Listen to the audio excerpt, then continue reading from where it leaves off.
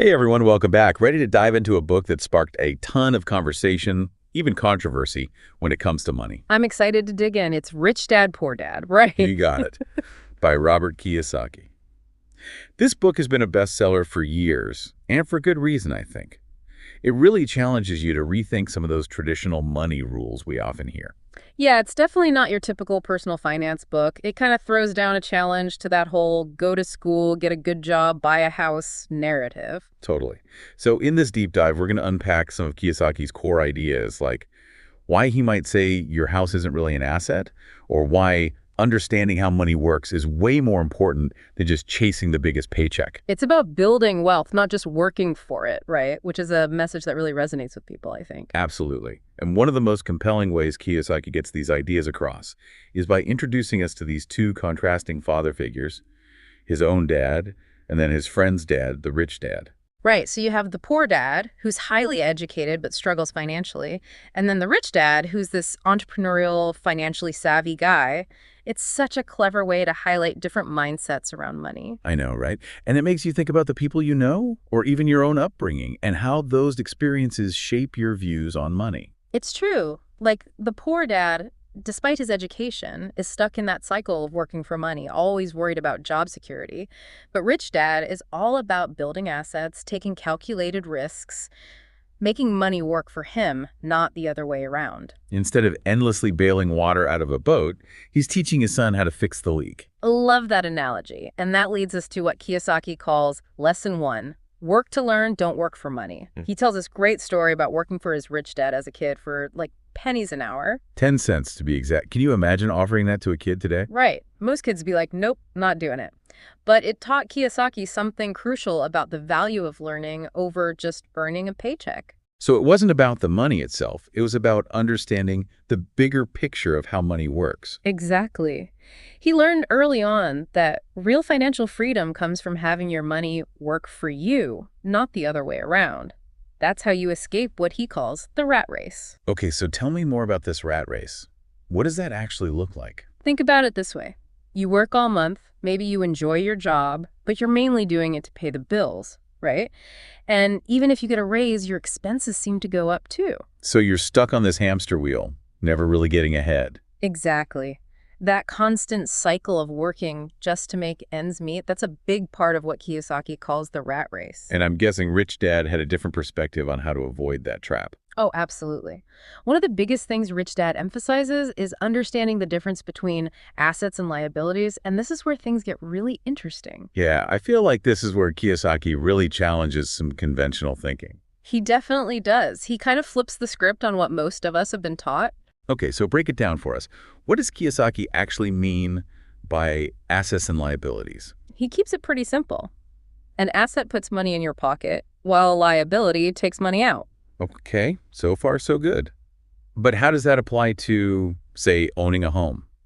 Well, that's a perfect example, that fancy car, or even your house if it's draining your bank account every month, mortgage payments, property taxes, repairs. You name it, guess what? That's a liability in Kiyosaki's book. Even though traditionally we're told that owning a home is an asset, it's mind-blowing for a lot of people to think of it any other way. I know, right? It really makes you stop and think about where your money is actually going. It's not just about what you own, it's about the cash flow, isn't it? Exactly. Are you constantly pouring money into something, or is it generating income for you? So Kiyosaki wants you to build that stream of passive income, where money is flowing into your pocket even while you sleep. You got it. It's about making your money work for you 24/7. That's the dream, right? Yeah. But achieving that kind of financial freedom obviously requires a different way of thinking. It does. It really does. It's about shifting your mindset from being an employee to being, well, kind of like your own financial CEO. Okay, I like that. So how do we get started? Do we need like an MBA for this?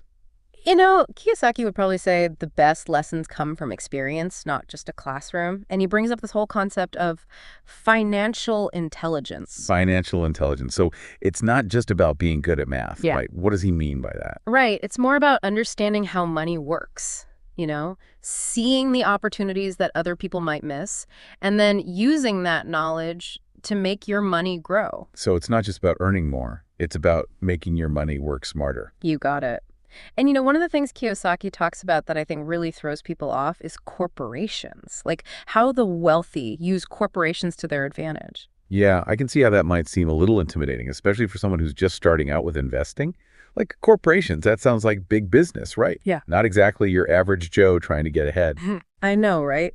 But stick with me, because Kiyosaki breaks it down in a way that totally makes sense, even if you don't see yourself as a Wall Street tycoon or anything. Okay, good, because I definitely need this explained. Okay, so first, we got to forget this idea that corporations are these big, scary things, like they're only for the super rich. So it's not just about those giant companies we always hear about in the news. Exactly. Remember, a corporation is just a legal entity, right? And there can be some serious perks when it comes to taxes, liability, all that stuff. Okay. And Kiyosaki's saying we should be using this to our advantage. That's the idea. Let's say you're, I don't know, a freelance graphic designer. Or maybe you've got this awesome Etsy shop selling handmade jewelry. If you're making good money from it, becoming a corporation might actually help you out come tax time. You could potentially write off a lot of your business expenses, things like that. So you're basically playing the same game as the big guys, just on a smaller scale. Yeah, and it all comes down to understanding those financial rules and using them strategically. Like, this is totally legal, by the way.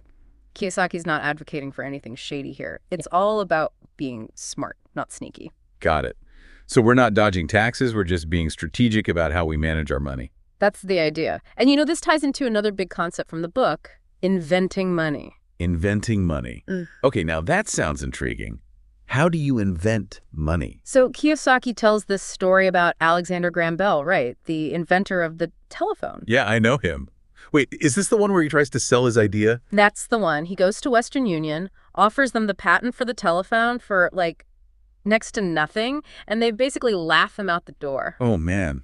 Talk about a missed opportunity. Right. And that's exactly Kiyosaki's point. Imagine being so stuck in your ways, so focused on how things have always been done, that you miss out on something huge. He wants us to realize that there are opportunities everywhere, but we need that financial intelligence to actually see them, and the guts to go after them. So it's about being open to new possibilities, even if they seem a little out there. Totally. And, the world's changing so fast these days, it's more important than ever to be adaptable. Right. We can't just rely on the old ways of doing things, especially when it comes to something as important as our finances. Exactly. Okay, but here's the thing, right? Getting on this path to financial freedom, it's not always easy. Kiyosaki talks about these 5 major roadblocks that can really trip people up. Oh, yeah, those roadblocks. I'm always hitting those. Okay, so what are these 5 things we need to watch out for? Yeah, he calls them the 5 main roadblocks to financial success. And they're fear, cynicism, laziness, bad habits, and arrogance. Ooh, those are pretty intense. Okay, so he's not just talking about, not sticking to a budget, right? Right. These are some deep-seated things that can really hold us back. Oh, absolutely. But, even though they're challenging, Kiyosaki argues that we can overcome these roadblocks if we're willing to put in the work. Okay, so where do we start? Well, he actually lays out 10 steps to develop what he calls your financial genius. We don't have time to go through all 10 today, but I think even focusing on a few can be super helpful. Sounds good to me. What's the first step? It all starts with finding your why. What's your big motivator? Why do you want to achieve financial freedom? And it can't just be about wanting more money. It's got to be deeper than that. So, what are your values? What do you want your life to look like? Exactly. Kiyosaki talks about figuring out your don't wants to help clarify your wants. What are you trying to get away from? What kind of life don't you want? That can be a powerful motivator. I like that. It's once you know what you don't want, what you do want becomes a lot clearer. Totally. And having that strong sense of purpose, that why, it's going to keep you going when things get tough. Because trust me, they will. Yeah, no doubt. Okay, so we've got our why figured out. What's next? This one's cool. Kiyosaki is a big believer in having financial heroes.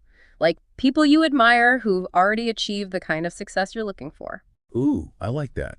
So find people who inspire you financially and learn from their journeys. Exactly. It could be anyone, authors, entrepreneurs, investors, whoever really resonates with you. So it's kind of like having a mentor, even if you've never actually met them, right? Huh. You can study what they did, how they overcame challenges. Exactly. It makes the whole journey seem a lot less intimidating when you have those examples to look up to. Okay, if they can do it, maybe I can too.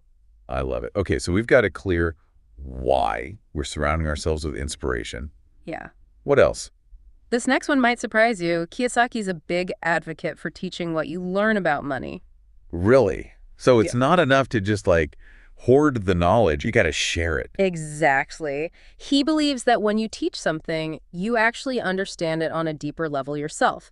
Plus, it's a way to help others, which he sees as a key principle of abundance. That's so cool. I've never thought about it like that before, but it makes sense. It does, doesn't it? It's like that whole idea of the more you give, the more you receive. So by sharing our financial knowledge and helping others, we're actually opening ourselves up to even more abundance. You got it. And I think that's a really powerful message, especially in a world that often feels very me-focused. It definitely is. This whole conversation has been really eye-opening. So as we wrap up our deep dive into Rich Dad, Poor Dad, what's one question you'd like to leave our listeners with? Ooh, that's a good one. Okay, how about this? If you could design your dream life, where would your money come from and how would it work for you? Ooh, I love that question.